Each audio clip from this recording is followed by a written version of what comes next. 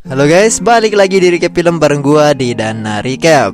Semoga kalian semua selalu dalam keadaan sehat ya, dan diberikan rezeki berkah yang berlimpah. Kembali lagi bersama Mimin yang pada kesempatan kali ini akan kembali menemani kegabutan kalian semua dengan membawakan recap film yang berjudul No Exit. Singkatnya, film ini akan bercerita tentang seorang perempuan yang hendak pergi menjenguk ibunya yang tengah dalam keadaan kritis. Namun sungguh tak diduga, di tengah perjalanannya ia malah menemukan berbagai hal yang sungguh mengerikan. Apakah ia akan berhasil menemuinya atau tidak ya? Hahaha, gak usah pakai basa-basi lagi ya. Mari kita langsung aja masuk ke recap filmnya. Sebelum itu mohon like dan subscribe-nya buat channel ini ya. Percayalah, setiap like dan sub kalian itu sangat bermakna buat Mimin yang serba kekurangan ini.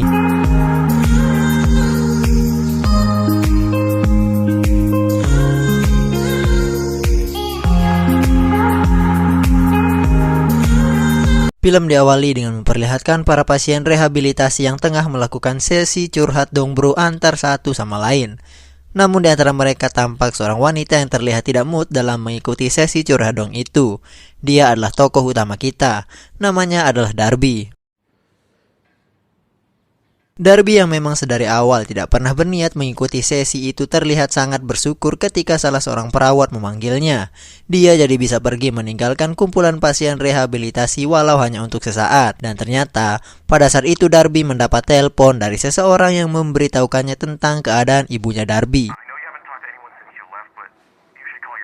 Ibunya Darby rupanya tengah mengalami kondisi kritis yang menyebabkannya harus dirawat di rumah sakit. Si penelpon juga meminta Darby untuk menelpon adiknya untuk informasi yang lebih jelas lagi tentang ibunya itu. Akan tetapi peraturan rumah sakit tidak memperbolehkan para pasien rehab untuk melakukan panggilan keluar dengan alasan apapun. Darby sempat memohon kepada perawat untuk diberikan izin menelpon. Akan tetapi karena peraturan yang tegas, si perawat tetap tidak memperbolehkan Darby untuk menelpon adiknya. My mom is in the hospital. I have to call my sister. No outgoing calls. Darby seketika kesal dan langsung pergi meninggalkan si perawat dan teman-temannya yang masih melakukan sesi curhat dong. It's Friday afternoon. Go fuck your Friday afternoon. Tak mau menyerah, pada malam harinya Darby mencoba untuk meminjam HP salah satu rekan serehabilitasinya yang bernama Jade. Pada awalnya, Jade membantah kalau dia mempunyai HP. Akan tetapi, Darby mengancam akan memberitahukan kepada pengawas di sana tentang HP yang telah dibawa oleh Jade secara ilegal itu. Karena memang semua pasien di sana tidak diperbolehkan untuk membawa HP. Pada akhirnya, Jade pun terpaksa memberikan Darby untuk menggunakan HP-nya. Singkat cerita, terlihat Darby kini sudah berada di kamarnya tengah berbicara dengan adiknya menggunakan HP milik Jade. Darby meminta adiknya untuk segera menjemput dirinya di pusat rehabilitasi agar ia bisa menjenguk ibunya. Akan tetapi, si adik rupanya menolak untuk melakukan hal itu karena menurutnya itu hanya akan mengganggu proses rehabilitasi Darby yang ternyata dulu adalah pembuat onar dikarenakan dirinya yang kecanduan uyah haram. Si adik juga khawatir jikalau nanti kehadirannya di sana malah akan memberikan pengaruh buruk kepada ibunya nanti. Si adik pun menutup telepon dan mengakhiri percakapannya dengan Darby. Devin. Akan tetapi si Darby yang kekeh dan pada asalnya memang ngotot rupanya bertekad untuk segera pergi menemui ibunya bagaimanapun caranya. Dan barulah film dimulai. Darby akhirnya menyelinap pada tengah malam untuk keluar dari tempat rehabilitasi. Ia kemudian mencuri mobil perawat yang tidak memberikannya izin menelpon tadi pagi untuk kabur dari tempat rehabilitasi. Dan sungguh plot twist yang membagongkan. Di dalam mobil si perawat, Darby menemukan beberapa bungkus uyah haram yang kemungkinan dikonsumsi oleh si perawat. Darby kemudian mengambil sebungkus uyah haram itu dan menaruhnya di kantong, lalu kemudian segera tancap gas menuju ke rumah sakit tempat ibunya dirawat. Sepanjang perjalanan Darby ditemani dengan hujan salju yang tampak semakin lama semakin parah intensitasnya. Di tengah perjalanan tampak Darby didatangi oleh seorang polisi yang memberinya peringatan untuk tidak melanjutkan perjalanan dikarenakan tempat yang ia tuju mengalami badai salju yang hebat dan menyebabkan jalan raya ditutup hingga badainya berhenti. Pak polisi juga menyarankan Darby untuk pergi ke tempat pusat informasi Departemen Kehutanan dan menunggu di sana hingga badai saljunya berhenti. Darby pun mengikuti arahan dari si Pak polisi karena memang ia tak punya pilihan lain selain itu. Singkat cerita, Darby pun sampai di lokasi pusat informasi tersebut. Di sana rupanya sudah ada 4 orang lain yang juga terpaksa menghentikan perjalanan dikarenakan badai salju. Mereka adalah Sandy dan Ed. Mereka berdua adalah pasangan suami istri. Lalu kemudian setelah itu ada 2 orang pemuda yang bernama Lars dan Ash. Di dalam bangunan kecil itu Darby masih mencoba untuk menghubungi adiknya. Akan tetapi dikarenakan badai salju yang cukup parah, sinyal komunikasi pun menjadi terganggu. Akan tetapi secara tidak sengaja Darby mendengar perkataan Ed yang berkata bahwa dirinya mendapat sinyal di luar walau hanya untuk beberapa detik. Dan berdasarkan hal itu Darby pun memutuskan untuk keluar mencari sinyal untuk menghubungi adiknya. I got one bar by the tree for about 10 seconds. Singkat cerita, kini Darby sudah berada di luar dan mencari sinyal. Akan tetapi pada saat itu tiba-tiba saja terdengar suara misterius yang berasal dari dalam salah satu mobil yang terparkir di depan pusat informasi. Mendengar hal itu, Darby mencoba melihat ke dalam mobil tersebut dan sungguh mengejutkan. Di dalam mobil itu rupanya terdapat seorang bocil perempuan yang tampak meronta dan terikat dengan lakban yang menutupi mulutnya. Sudah jelas ia adalah korban dari salah satu penculikan. Darby yang melihat hal itu langsung mencoba untuk mengeluarkan si bocil dari dalam mobil. Akan tetapi mobil itu terkunci rapat. Pada akhirnya Darby pun memutuskan untuk kembali ke dalam dan akan mencoba untuk mencari cara lain untuk menyelamatkan si bocil. I'm gonna get you out, okay? I promise, okay? Sebelum kembali, Darby mengambil kunci Inggris yang berada di dalam mobilnya untuk berjaga-jaga. Karena mau bagaimanapun salah satu dari orang yang ada di dalam gedung itu pasti adalah pemilik mobil dan pelaku dari penculikan yang barusan ia lihat. Singkat cerita, ketika berada di dalam, Lars mengajak mereka semua untuk bermain kartu untuk mengisi malam sementara mereka semua menunggu badai untuk berhenti. Dan mereka semua mengiyakan ajakan dari Lars termasuk juga Darby. Dan permainan pun dimulai. Sambil bermain, mereka semua mulai melakukan perbincangan dan perkenalan singkat tentang diri mereka masing-masing ke satu sama lain. Akan tetapi, pada saat itu juga Darby melakukan investigasi kecil kepada mereka semua untuk menemukan siapa sekiranya yang menjadi pelaku penculikan. Oh, hey, buddy. Dan di akhir permainan, Darby kini mencurigai Lars sebagai pelaku penculikan dari bocil yang ia lihat. Darby menaruh curiga kepada Lars karena di antara mereka semua, Lars ini memiliki gelagat yang mencurigakan dan dia juga tampak memiliki gangguan emosional yang tidak stabil, di mana ia seringkali terlihat mengamuk pada saat mereka tengah bermain tadi. Akan tetapi, beruntungnya Ed dan Ash tidak mempermasalahkan sifat aneh si Lars itu. Pada saat itu Darby yang sudah yakin bahwa Lars adalah penculiknya segera pergi menuju ke kamar mandi untuk mencoba menelpon polisi. Akan tetapi gangguan sinyal masih saja terjadi dan menyebabkan ia tak bisa melakukan panggilan. Dan untuk berjaga-jaga, Darby akhirnya mengirimkan SMS kepada polisi tentang penculikan yang ia lihat lengkap dengan info merek mobil dan foto plat mobil tempat bocil itu disekap dengan harapan ketika nanti HP-nya mendapat sinyal, SMS itu akan langsung terkirim ke polisi secara otomatis. Setelah itu Darby menjebol tembok kayu toilet di sana agar ia bisa keluar menuju ke van tempat bocil itu disekap secara diam-diam. Dan sesampainya di sana, Darby langsung membuka paksa pintu pen itu dan segera bergegas untuk mengeluarkan si bocil. Akan tetapi, ketika ia hendak membuka ikatan tangan si bocil di sana, rupanya terdapat gelang yang menandakan bahwa si bocil tengah mengidap penyakit yang bernama Edison. Dan sungguh sial sekali. Ketika Darby hendak membuka ikatan si bocil, si penculik tiba-tiba saja masuk ke van. Melihat hal itu, Darby langsung bersembunyi di belakang kursi si penculik. Dan dugaan Darby selama ini ternyata benar. Lars lah yang rupanya menjadi pelaku dari penculikan itu.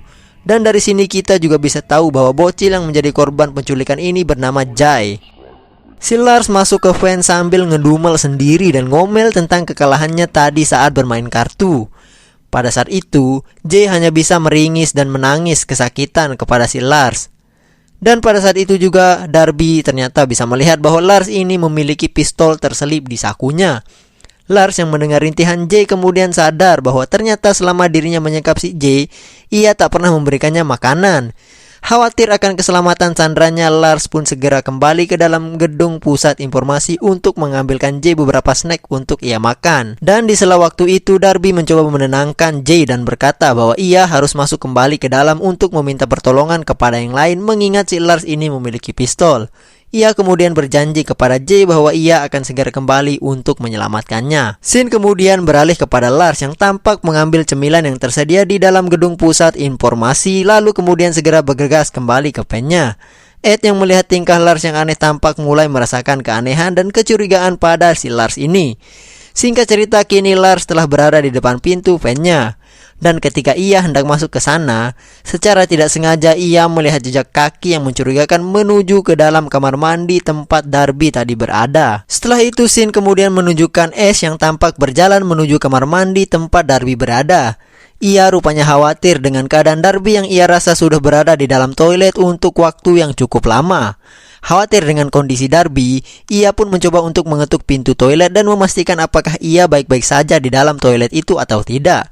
Akan tetapi, tak lama setelah itu Darby membuka pintu toilet dan langsung menarik si Ash masuk ke dalam dan berusaha untuk meminta pertolongan kepada si Ash. Akan tetapi belum sempat Darby berkata apa-apa, si Lars juga muncul di sana karena ia menyelidiki arah jejak kaki yang barusan ia temukan. Melihat hal itu, Darby langsung mencium Ash agar dirinya tidak dicurigai oleh Lars. Ash yang mendapatkan cumbuan gratis dari si Darby hanya bisa mengikuti alur yang terjadi pada dirinya saat ini. Sedangkan Lars yang melihat momen itu benar saja langsung risih dan akhirnya memutuskan untuk keluar dari sana. Setelah Lars keluar, Darby langsung memberitahukan kepada Ash tentang semua yang ia ketahui. Dan Darby berharap Ash bisa membantu ia untuk segera menyelamatkan si J dari si Lars. Terlebih lagi, kini Darby sudah yakin bahwa Lars telah mengetahui tentang dirinya yang berusaha untuk menyelamatkan si J. Setelah mendengar hal itu, Ash pun berinisiatif untuk memanfaatkan kecurigaan Lars kepada Darby sebagai rencananya, yaitu dengan cara si Ash akan meminta Darby mengecoh Lars di luar. Dan sementara si Lars sibuk mengawasi Darby, Ash akan menggunakan momen itu untuk memberitahu Ed tentang perbuatan Lars. Dan bersama mereka akan membekuk si Lars lalu kemudian menyelamatkan J. Pada saat ini, karena mereka berdua telah mengetahui mengenai pistol yang dimiliki Lars, Ash mempersenjatai dirinya dengan pistol paku yang ia dapatkan di dalam toilet. Segera setelah diskusi singkat itu, mereka berdua kini memulai bergerak sesuai dengan peran mereka masing-masing. Darby langsung pergi kembali menuju ke Jay dan berusaha membuka semua ikatannya. Dan pada saat itu, Jay yang sudah bisa berbicara kemudian memberitahu Darby bahwa pria yang menculiknya berjumlah 2 orang. Shit. Darby yang mendengar perkataan Jay langsung ternganga dan melihat ke arah belakangnya. Dan dari kejauhan, ia melihat Lars dan Ash yang kini sudah berdiri berdampingan. Ash ternyata adalah komplotan dari Lars. Dia yang mengetahui Darby kini sudah ada di dalam pen bersama dengan Jay bergegas untuk menyergap Darby. Akan tetapi, ketika mereka berdua membuka pintu pen, di sana mereka hanya menemukan Jay sendirian di dalam.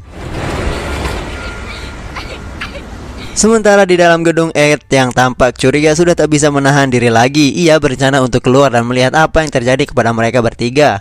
Akan tetapi, baru saja ia berdiri untuk beranjak, ia langsung dihentikan oleh istrinya si Sandy. Scene kembali kepada Ash dan Lars yang masih berada di depan pintu pennya mencari si Darby. Dan tak lama setelah itu, Ash berhasil melihat Darby yang tengah berlari.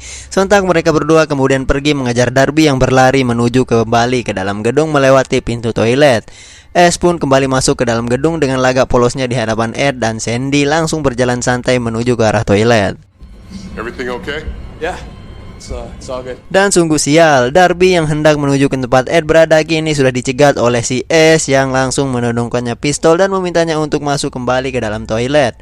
Ia pun langsung mengambil HP yang dibawa oleh Darby. Di lain tempat, Lars yang sedari tadi berada di luar juga kembali masuk ke dalam gedung dan berusaha bersikap seolah tak terjadi apa-apa di hadapan Ed dan Sandy. Yeah, Darby. Ed yang melihat tingkah Lars itu sudah yakin bahwa pasti ada sesuatu yang Lars sembunyikan. Ia pun menanyakan keberadaan Darby kepada si Lars. Akan tetapi si Lars dengan terbata-bata hanya berkata bahwa Darby masih di luar mencari sinyal. Ed yang sudah tak tahan akhirnya memutuskan untuk keluar dan mencari Darby tanpa menghiraukan istrinya lagi. Beralih kepada Jay yang di dalam van rupanya tengah mencoba untuk membuka ikatan pada tangannya yang masih belum terbuka dengan pisau yang sebelumnya ditinggalkan oleh Darby. Dan bertepatan dengan saat itu Ed juga tengah berada di luar memeriksa van itu. Akan tetapi karena Jay mengira bahwa itu adalah Ash atau Lars, ia jadi tidak bertindak apapun. Sedangkan Ed yang tidak menemukan apapun di luar termasuk Darby, memberi kode kepada Sandy yang berada di dalam gedung untuk mencari Darby di dalam gedung. Kembali kepada Ash yang tengah mengancam Darby agar ia tidak buka mulut tentang penculikan yang ia dan Lars lakukan kepada Sandy dan Ed. Bertepatan dengan itu, Sandy tiba-tiba saja datang ke dalam toilet. Sontak, Ash langsung mencium Darby dan mengancamnya untuk tidak memberitahukan apa-apa kepada Sandy. Sedangkan Sandy pada saat ini meminta kepada Ash agar ia meninggalkan mereka berdua karena Sandy ingin berbicara kepada Darby hanya berdua saja. Think I could talk to Darby? Ash pun segera keluar. Sandy pun meminta kepada Darby jika ada yang hendak ia ceritakan, ia boleh cerita kepada dirinya. Akan tetapi, Darby yang sudah diancam oleh Ash mencoba untuk memberitahukan kepada Sandy bahwa semuanya baik-baik saja dan tidak perlu ada yang dikhawatirkan. Singkat cerita, mereka berdua pun segera kembali ke ruang tengah. Dan sesampainya di sana, Ed juga sudah kembali ke dalam gedung. Mereka semua kembali melakukan perbincangan. Said your dad was 3rd Battalion, 1st Marines? He was a gunner. Namun sungguh tak diduga, pada saat mereka tengah berbincang, rupanya Jay telah berhasil keluar dari mobil van tempat dirinya disekap. Dan Darby bisa melihat hal itu. Ia pun langsung tegang, terlebih lagi Lars dan Ash juga bisa melihat Jay yang pergi menuju ke arah dalam hutan dengan badai salju deras itu. Ash pun memberi kode kepada Lars untuk mengejar Jay. Lars pun langsung berdiri dan pergi meninggalkan mereka tanpa kata-kata. Darby yang melihat hal itu juga ikut beranjak menuju ke toilet meninggalkan mereka. Ash yang merasa terancam pun segera menyusul Darby yang ternyata kini sudah berada di dalam toilet. Dan ketika Ash baru saja membuka pintu toilet, tiba-tiba saja Darby langsung menyambut Ash dengan pukulan palu. Akan tetapi sungguh sayang sekali pukulan Darby tidak berpengaruh kepada Ash hingga terjadilah pertarungan yang berat sebelah antara Darby dan Ash. Sudah jelas Darby kalah tenaga melawan Ash, dan bahkan Ash juga hampir berhasil membunuh Darby. Akan tetapi, yang Ash tidak sadari pada waktu ia tengah sibuk dengan Darby, Ash rupanya menjatuhkan kunci mobil van-nya, dan Darby melihat hal itu. Namun saat ini Darby tengah terpojok dan hampir kehilangan kesadarannya karena cekikan si Ash kepada dirinya. Akan tetapi, pada saat itu Lars datang dan berkata kepada Ash bahwa ia tak berhasil menemukan si Jay. Mendengar hal itu, Ash pun melepaskan cekikannya kepada Darby. Dan pada saat itu Darby yang melihat kesempatan langsung mengambil kunci mobil yang tadi terjatuh dan mengantonginya tanpa sepengetahuan Ash dan Lars. Ash pun memampatkan Darby untuk memanggil Jay di tengah badai salju yang lebat itu. Karena mereka berdua tahu bahwa Jay pasti akan langsung kabur jika mereka berdua yang memanggil Jay. Louder so she can hear it. Jay! If she dies out here, it's your fault. Singkat cerita, di tengah pencariannya Darby melihat adanya kesempatan untuk kabur dari Lars dan Ash. Ia pun menggunakan kesempatan itu untuk kabur dari mereka berdua. Ash spontan langsung menembak Darby yang kabur. Akan tetapi, beruntungnya peluru dari pistol Ash tidak mengenai dirinya. Di dalam gedung, Ed yang mendengar suara tembakan pistol langsung menuju keluar dan berusaha mencari sumber suara dari tembakan yang ia dengar.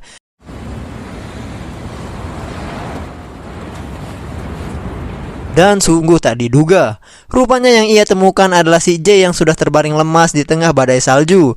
Ia pun segera membawanya masuk kembali ke dalam gedung dan berusaha merawatnya di dalam bersama dengan Sandy. Yeah, she's alive. She's in a bed.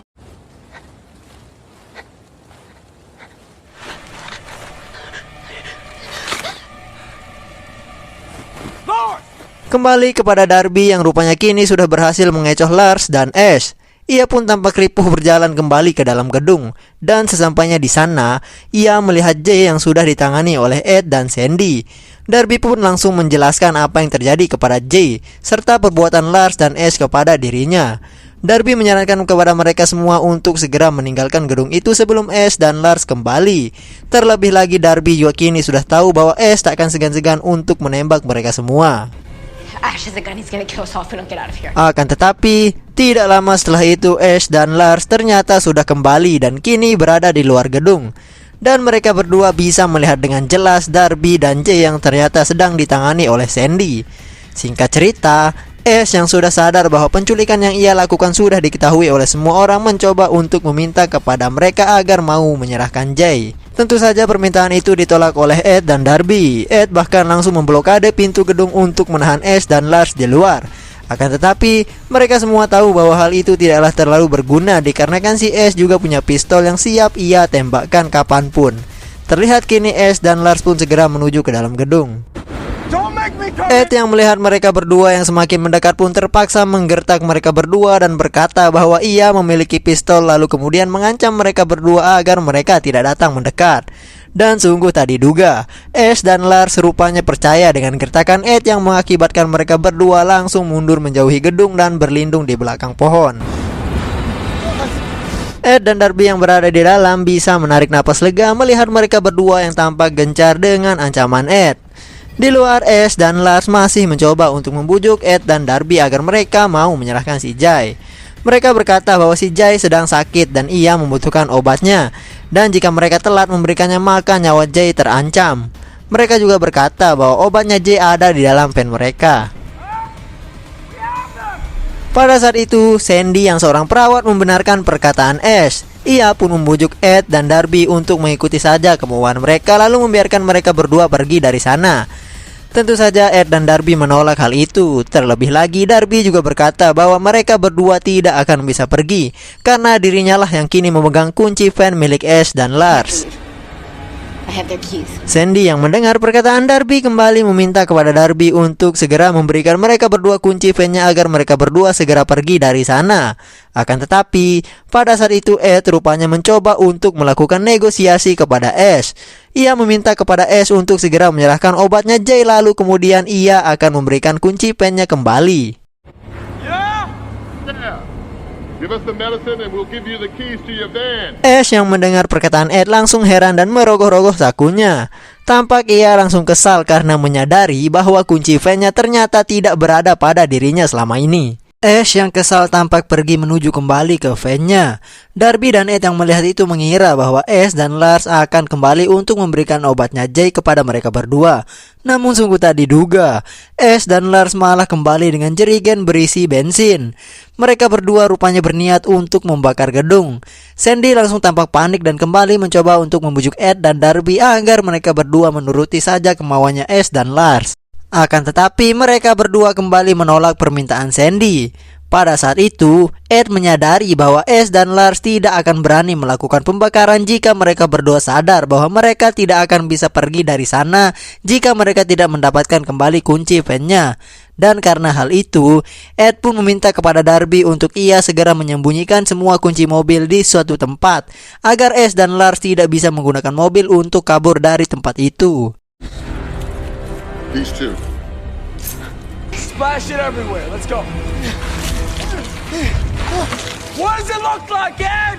Setelah menyembunyikan kunci, Darby kembali ke tempat Ed dan Sandy. Sedangkan di luar, Ash dan Lars telah mulai melakukan hitung mundur untuk membakar gedung pusat informasi. Detik-detik menegangkan terjadi ketika hitungan mundur yang dilakukan Ash telah mencapai detik akhir. Akan tetapi, pada saat yang menegangkan itu, Jay rupanya tersadar. Dan pada saat itu sungguh tak diduga, Jay rupanya mengenali sosok Sandy, dan Jay pun sontak menyapanya. Darby dan Ed yang melihat hal itu tampak tercengang. Is this Lowry? Dan setelah itu scene flashback kepada Jay yang tampak tengah merekam pembantunya dan menyuruhnya untuk berjoget di depan kamera HP-nya. Dan sungguh tak disangka, sang pembantu ternyata adalah si Sandy. Sandy awalnya menolak untuk melakukan permintaan konyol si Jay. Akan tetapi, si Jay rupanya dengan songong mengancam Sandy dan berkata bahwa ia akan melaporkan Sandy kepada ibunya karena ia pernah melihat si Sandy merokok ganja di rumahnya. That is so tragic. Dance with the vacuum. Do it! Mendengar hal itu, Sandy pun terpaksa menuruti perintah si Jay. Dan sungguh suatu plot twist. Rupanya Sandy adalah salah satu dari komplotan Ash dan Lars dalam melakukan penculikan terhadap Jay. You didn't hear anything? I was vacuuming and I had my headphones on.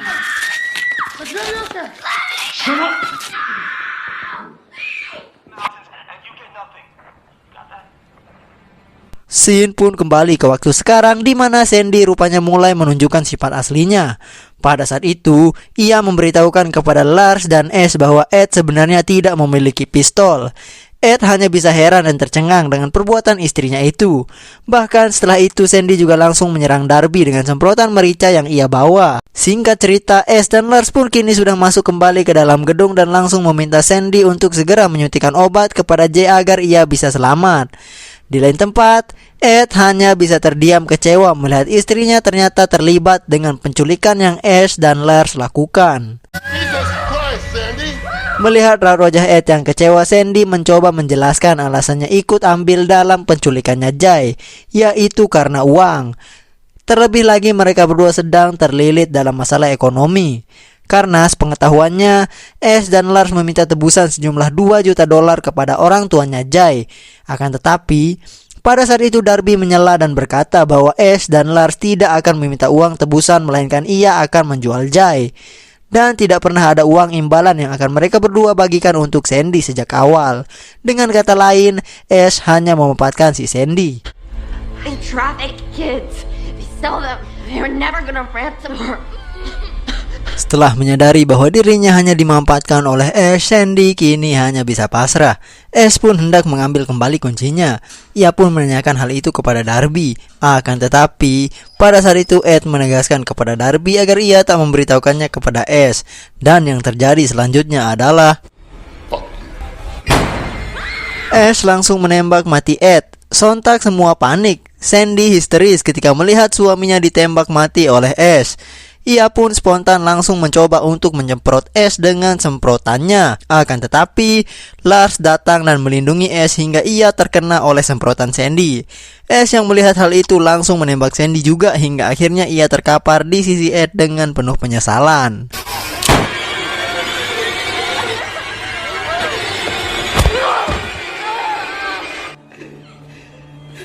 Setelah selesai dengan Sandy, Ash kini menyeret Darby.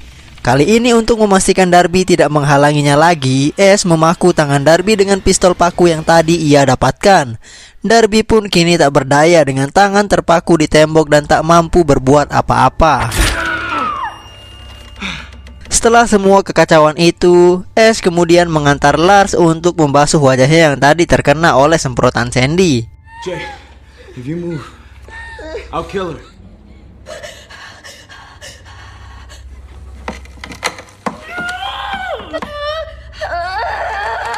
Di sela waktu itu, scene kembali ke Darby yang rupanya tampak berusaha mencabut tangannya yang menancap di tembok.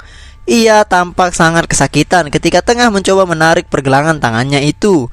Namun semua itu sia-sia ketika Darby sudah tak sanggup untuk menahan rasa sakit yang ia rasakan. Dan di tengah rasa sakitnya itu, Darby melihat sebuah palu. Ia pun berencana untuk menggunakannya untuk mencabut paku yang menancap di pergelangan tangannya.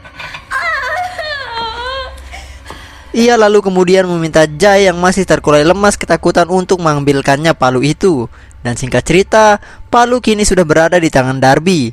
Dan ketika ia hendak mencokel paku tersebut, sayangnya Ash dan Lars kembali dari kamar mandi. Darby pun segera menyembunyikan palu itu dan segera merangkul Jay yang kembali ketakutan. Ash kemudian kembali meminta kuncinya kepada Darby. Akan tetapi, Darby tetap saja tidak mau memberitahukan letak tempat ia menyembunyikan semua kunci itu kepada Ash.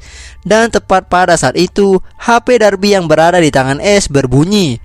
Rupanya itu adalah SMS dari adiknya Darby yang memberitahukan bahwa ternyata ibunya Darby kini telah meninggal dunia. Your mom died. Darby pun hanya bisa menangis terdiam ketika mendengarkan kabar itu. Dan tak lama setelah itu HP kembali berbunyi. Dan kali ini itu rupanya adalah SMS dari polisi yang merespon laporan dari Darby yang ia kirimkan melalui SMS sebelumnya tentang penculikan itu. Pada SMS itu polisi menginfokan bahwa mereka telah mengerahkan petugas polisi menuju ke lokasi itu. Seketika Ash pun tampak panik dan kembali menanyakan kepada Darby lokasi tempat ia menyembunyikan kunci-kunci mobil. Terlihat Darby pada saat ini sudah tidak peduli tentang apa yang akan Ash lakukan kepada dirinya. Akan tetapi, ia kembali sadar ketika Jay yang kini diancam akan ditembak oleh Ash. Darby pun terpaksa memberitahukan tempat ia menyembunyikan kunci kepada Ash. And that's not outside the bathroom. Setelah mengetahui lokasi kuncinya, Ash pun segera menuju ke belakang tempat kunci itu disembunyikan. Ia pun meminta kepada Lars untuk mengawasi Darby dan Jay. Ash memberikan Lars pistol untuk berjaga-jaga jika Jay dan Darby kembali memberontak. Pada saat Ash pergi mencari kunci, disitulah Darby melihat kesempatan untuk bertindak. Darby memanfaatkan ketidakstabilan emosi Lars. Darby pada saat itu meminta kepada Jay untuk memberanikan dirinya untuk mematikan lampu agar Lars terkecoh. Setelah pergolakan batin yang dialami oleh Jay, akhirnya ia memberanikan diri berjalan menuju ke tombol lampu. Lars tentu tidak tinggal diam. Ia berusaha mengancam Jay untuk kembali ke tempatnya. Akan tetapi, karena memang pada dasarnya Lars ini tidak sekejam Ash, ia hanya bisa mengancam dan tidak berani menarik pelatuk pistolnya. Dan singkat cerita, Jay pun berhasil mematikan lampu di ruangan tersebut. Dan sungguh di luar dugaan, sesaat sebelum lampu di sana mati, Darby rupanya mengkonsumsi uyah haram yang selama ini dia simpan di sakunya. Dan ketika lampu sudah mati, Darby yang tengah dalam kondisi ngeplay memanfaatkan itu untuk mencabut paku yang tertancap di pergelangan tangannya. Dan singkat cerita, ia pun berhasil. Lars yang saat itu masih sibuk dengan Jay tidak mengetahui bahwa Darby kini telah langsung berdiri dan menerjang dirinya dengan palu dari belakang. Sementara di luar gedung, Ash yang mendengar keributan yang terjadi di dalam seketika gupuh dan menuju kembali ke dalam gedung. Dan benar saja, begitu ia masuk kini keadaan sudah berbalik. Ia sudah menemukan Lars yang sedang dijadikan sandera oleh Darby. Keadaan saling todong-menodong pun terjadi hingga akhirnya Then do what I fucking say! She's not gonna do it. Jay tiba-tiba saja muncul dan memukul tangan Ash yang tengah menodong ke arah Darby. Dan akibat dari pukulan itu, Ash tidak sengaja menekan pelatuk pistol paku yang menyebabkan pistol itu menembak tepat mengenai dahi si Lars. Ash yang melihat di dahi Lars terdapat sebuah paku yang setengah menancap langsung melupakan Darby dan Jay. Ia langsung menghampiri Lars dan berusaha menenangkannya. Di lain tempat, Darby dan Jay segera berlari kabur memanfaatkan situasi itu. Hey, don't touch it. Hey, you home? Okay, come on.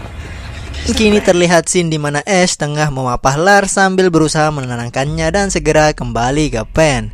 Akan tetapi, sungguh membagongkan. Lars tiba-tiba saja jatuh kepleset akibat dari genangan darah yang rupanya masih belum dibersihkan.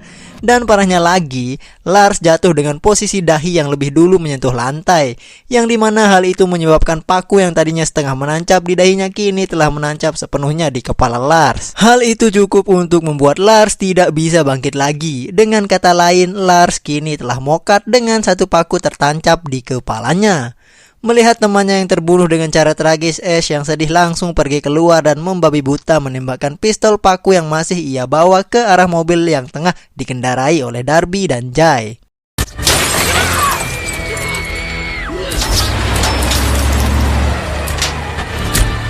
Sungguh tak diduga, salah satu tembakan Ash ternyata berhasil mengenai ban mobil Darby dan menyebabkan mobil itu oleng dan menabrak tiang jalan. Darby dan Jay pun seketika tak sadarkan diri. Pada saat itu Ash rupanya tidak langsung mendatangi Darby dan Jay, melainkan ia terlebih dahulu membakar gedung pusat informasi beserta dengan seluruh yang ada di dalamnya, termasuk dengan mayat si Lars. Setelah membakar gedung, dengan tatapan penuh dendam, Ash segera menuju ke arah mobil Darby. Dan pada saat itu, Darby telah mulai sadar. Ia pun melihat Ash yang tengah berjalan menuju ke arahnya dengan amarah, ditambah lagi dengan background gedung kebakaran yang menambah kesan amarah dari si Ash. Melihat hal itu, Darby langsung mempersenjatai dirinya dengan pistol yang tadi ia ambil dari Lars dan sebuah obeng. Akan tetapi pada saat itu tiba-tiba saja mobil polisi datang. Ash yang melihat hal itu langsung berpura-pura sebagai seolah dialah protagonis dalam film itu. Ia pun berusaha meyakinkan pak petugas polisi bahwa ia tengah menolong Darby dan Jay yang tengah kecelakaan sambil bersiap-siap untuk menembakkan pistol paku yang dibawanya. Namun pada saat itu Ash lengah. Ia yang tengah sibuk meyakinkan polisi lupa dengan Darby. Pada saat itulah Darby langsung membuka pintu mobil dan menembak Ash dengan pistol yang ada di tangannya tanpa ragu. Ash pun terkapar. Pak polisi yang mendengar suara tembakan langsung memperingatkan Darby untuk keluar dan menyerahkan diri. Akan tetapi, Darby dengan kekehnya berusaha menjelaskan kepada polisi keadaan yang ia hadapi sambil memegang pistol di tangannya dan hendak memberikan tembakan terakhir kepada Ash yang masih belum mati. Put your Hingga pada akhirnya si Pak Polisi terpaksa harus melumpuhkan Darby dengan satu tembakan yang langsung membuatnya terkapar tepat di samping Ash. Ash yang melihat hal itu langsung mengambil pistol yang ada di sampingnya dan seketika langsung menembak si Pak Polisi. Entah bagian tubuhnya yang mana yang terkena oleh tembakan Darby tadi. Tapi yang jelas, Ash pada saat itu tampak seperti tidak pernah terkena oleh tembakan pistol. Malahan ia langsung berdiri tegak dan hendak membunuh Darby. Akan tetapi, beruntungnya pada saat ia hendak melakukan final shot, rupanya peluru pistol itu sudah habis.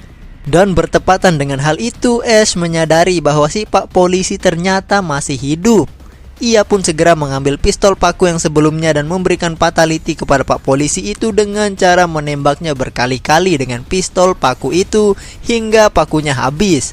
Sungguh suatu debut yang mengerikan untuk berubah menjadi seorang psikopat. Setelah selesai memfatality si polisi, Ash pun mengambil pistol si Pak Polisi dan kembali hendak memberikan fatality terakhir kepada Darby. Akan tetapi, sebelum ia menembak Darby, Ash tak lupa untuk songong mencari posisi yang pas untuk menembaknya. Dan tepat pada saat itulah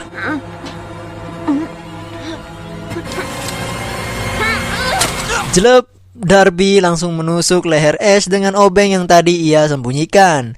Ash seketika tersedak oleh genangan darah yang kini memenuhi leher dan kerongkongannya akibat dari tusukan obeng berukuran cukup besar yang dilancarkan oleh Darby, dan menyebabkan Ash seketika mokat pada saat itu juga.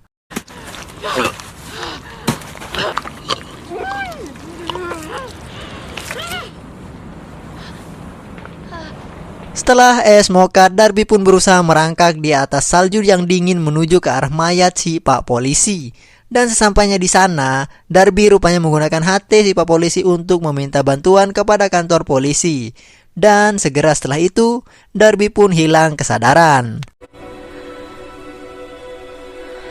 Dan kini scene memperlihatkan Darby yang telah kembali ke tempat rehabilitasi dan kembali mengikuti sesi curhat dong bro bersama pasien yang lain. Akan tetapi kali ini tidak seperti sebelumnya. Darby tampak sudah mulai mau mengikuti sesi itu dan tampak sudah mulai terbuka ke sesama pasien pejuang rehab di sana. Dan di akhir film kita diperlihatkan scene di mana Darby ternyata kedatangan seorang tamu yang menjenguknya. Dan rupanya itu adalah saudarinya. Dan setelah itu film pun berakhir. Meski ia tak bisa menemui ibunya, setidaknya semoga kali ini ia bisa memperbaiki hubungannya dengan satu-satunya saudarinya yang masih tersisa. Dan begitulah guys, kisah Darby seorang pejuang rehab untuk bebas dari narkoba yang hendak pergi menjenguk ibunya namun malah harus bertemu dengan penjahat sindikat perdagangan anak. Semoga kalian semua terhibur dengan recap film kali ini dan saya ucapkan terima kasih buat like dan subscribe kalian semua yang udah mau nonton video ini sampai akhir. Sampai jumpa di recap film seru lainnya dan tetaplah bahagia.